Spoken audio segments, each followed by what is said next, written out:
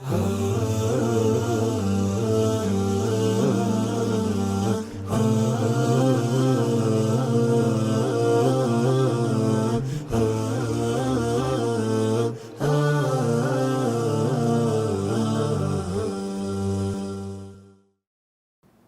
لله والصلاة والسلام على رسول الله أما بعد بسم الله الرحمن الرحيم دویشتما حلقه د العروة الوثقا فنوم باندې الله تعالی فرمایي ألم تعلم أن الله يعلم ما في السماوات والأرض إن ذلك في كتاب إن ذلك على الله يسير.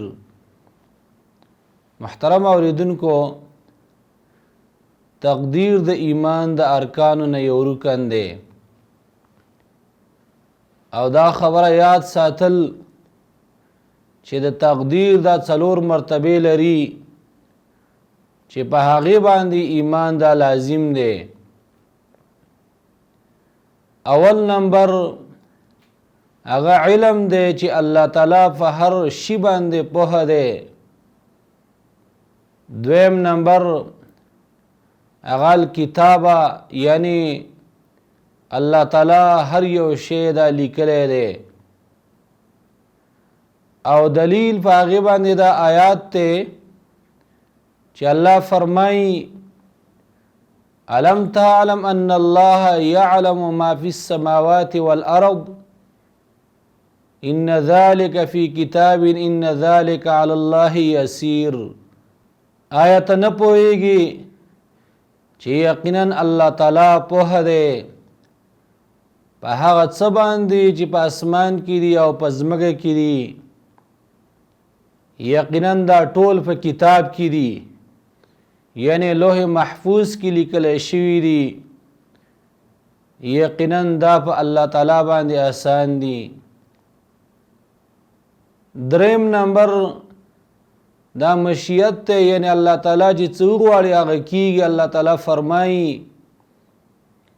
لمن شاء منکم ان یستقیم وما تشاءون الا ان یشاء الله رب العالمین.